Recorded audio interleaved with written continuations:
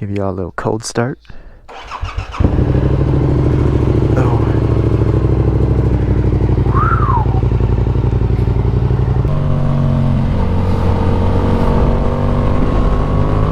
Ninja 400 or Ninja 500? What is up, boys? I'm back with another video. Backpack isn't buckled. Ah! Ah! Ooh. Buckle! There we go. Alright. I figured in this video I'd give you guys a little story time on my first time ever getting pulled over, because it did happen on a motorcycle. But yeah, I'm currently riding to go get some lunch, so I figured I'd give you guys a little quick story time while I'm on the way.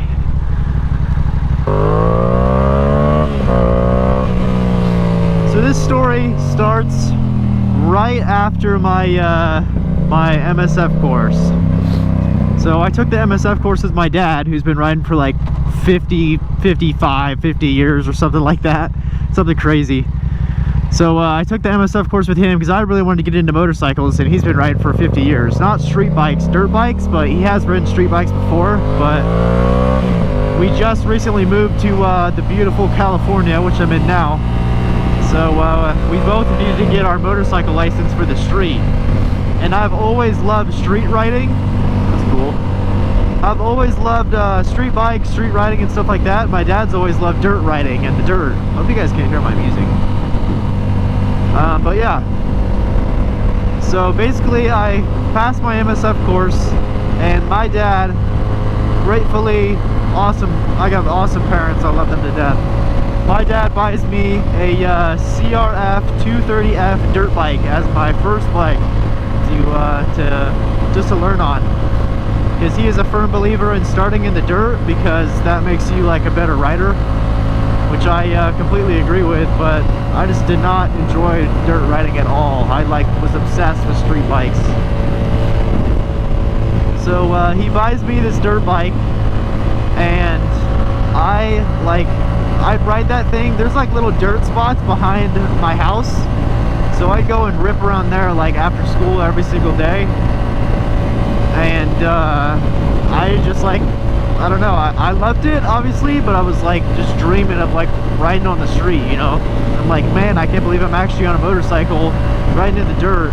But imagine me on a street bike on the street. So maybe some of you guys can see where this is going.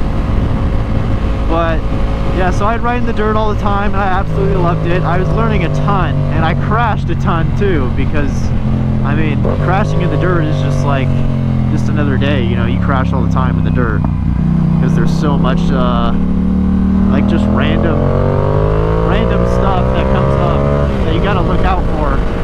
So that's why I agree with my dad now that starting in the dirt is definitely important, and you learn a ton. And I was riding that dirt bike for a total of, I think, 3-4 months, something like that. So, let me rip.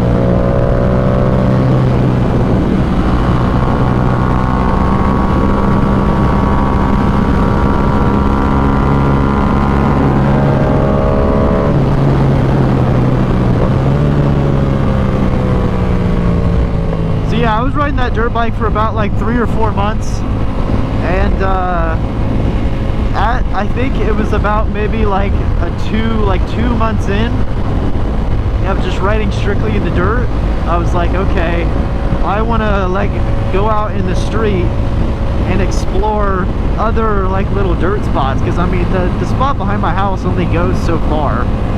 So, and then at that point I started riding my dirt bike with no headlight, no blinkers, little knobby dirt tires on the street. And I'd extend the rides like every time I'd hop on and like want to go on the street. So like my first ever ride on the street, I just went like down the street to this little dirt spot that I knew. And then it eventually just kept getting more and more like longer. I'd extend the rides longer on the street because I loved it, you know, I was having a blast. And one day, this was like maybe like it was honestly a while that I was riding in the street on my dirt bike, and I'd pass cops. I mean, I'd go to the gas station and stuff, which is obviously on the street, and I'd bring my dirt bike there, and the cops would not care, dude. They would not care then. But one day I was coming out of my neighborhood on my dirt bike or on the street, and I told myself, I remember I literally would like talk to myself while riding, and I was like, oh man, hopefully I don't get pulled over today. And what do you know, that was the day that I got pulled over. And how it happened is I was actually just riding on that street. I'll have to play the clip back of like the street that I was riding on when it happened. But yeah, I was just cruising down the road because there's tons of dirt paths back there that I used to hit, and I was like flying down that road like I just did on this bike, but I was flying down the road on that dirt bike. And I passed a cop, and let me tell you, this cop was not the nicest man I think I've ever met.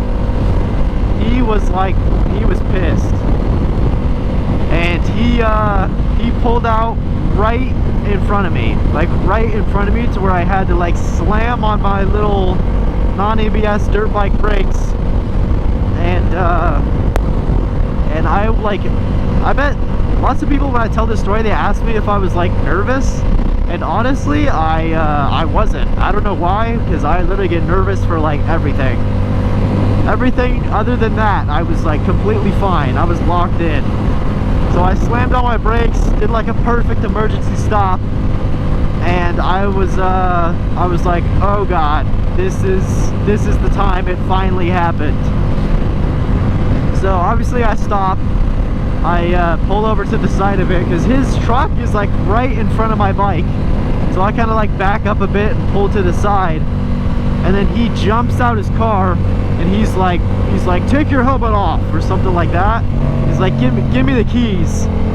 And yeah, he was pissed. So I took my helmet off, I gave him the keys, and then he had me sit in front of his car, and he was just like lecturing me the whole time. He was like, what are you doing out here? You know this bike isn't street legal or anything like that. And I didn't know what to say, you know. I was like, I think my excuse was, oh, I'm like heading out to see some like dirt paths out here, which is what I was doing. But I mean, all the dirt paths are like private property, so that probably wasn't the smartest thing to say. Oh, hang on, we got an open lane pattern. So that probably wasn't the smartest thing in the world to say, but yeah, so he just like replied to that and was like, okay, it's all private property, so I don't know what you're thinking. And yeah, once he said that, I knew I was like screwed. So I'm sitting in front of his truck, and he's like lecturing me about all this stuff, about what he's gonna cite me for and stuff like that. And he goes back in his car, and then another cop car rolls up. And so now 2 cop cars, and I'm like sitting in front of the dude that pulled me over's cop car, and they're like talking back and forth. And I could hear them like saying things like making fun of me, like, dude, this kid's like such an idiot, what is he doing for like riding a dirt bike on the street? Which I am, I get it. But yeah, and then eventually he comes out of his car with one big lengthy fat yellow ticket, and he cited me for no insurance, which I didn't have, obviously, no motorcycle license. I didn't have it at the time because it was like processing in the mail, so I couldn't show it to him because I didn't have it. And no, not a street legal bike. And I think he got me for speeding too somehow, even though the dirt bike doesn't have a speedometer. So he just like tacked on every single thing that he possibly could have. And yeah, my parents were not happy after that happened. So yeah, so I got my ticket. You know, I was kind of sad for a while. I was like, oh god, I guess my motorcycle journey's over. I mean, I just got like pulled over, and it's only been like 2 months of riding. So yeah, I was a little sad for a bit, but then the ticket comes in the mail, and it was $1,500, a $1,500 ticket for all that stuff that I just listed earlier. And my like jaw like absolutely dropped. I was like, oh my god, $1,500 for this? That is crazy. So obviously the thing that you want to do when you get tickets like that is you want to go to court.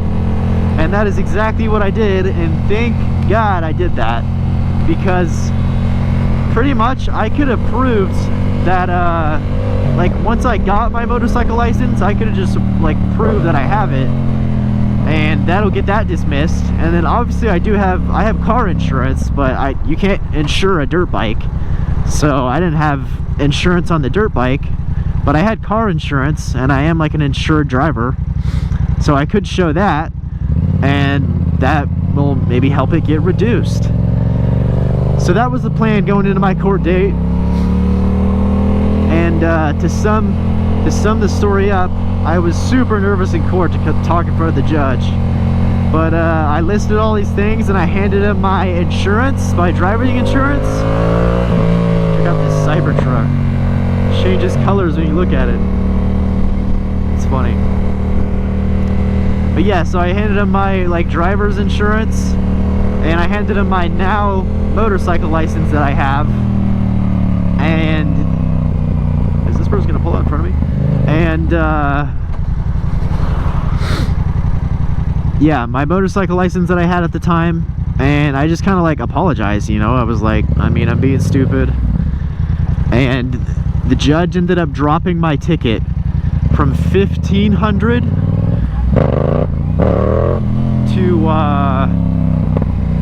to $50. Yes, you heard that right. $1,500 to $50, and that was like insane to me. I was like so thankful.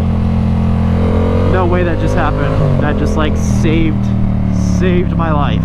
Because I did not have $1,500 at that time. I don't even think I had a job. I was just in college. But yeah, man. So that's definitely a regret. But now here I am, so hey, it all works out. All right, now I gotta figure out where I want to eat. I think I want to go to Jersey Mike's. I just gotta figure out where it is. There's a brother. Oh yeah, brother. He's got a QR code on his back. It's tough, yo.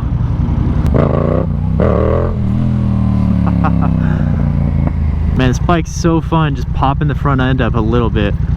Oh, W Eats. Is this a, what is this right here?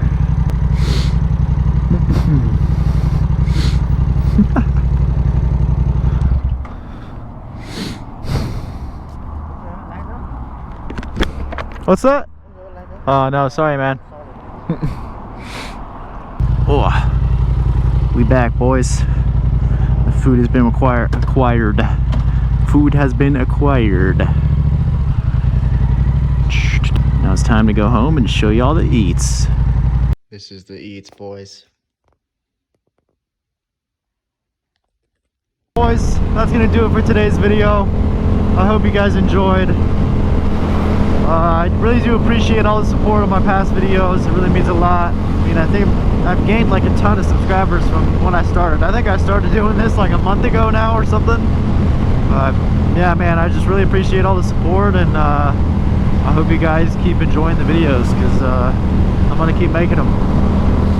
But yeah, like and subscribe, and I'll see y'all in the next one.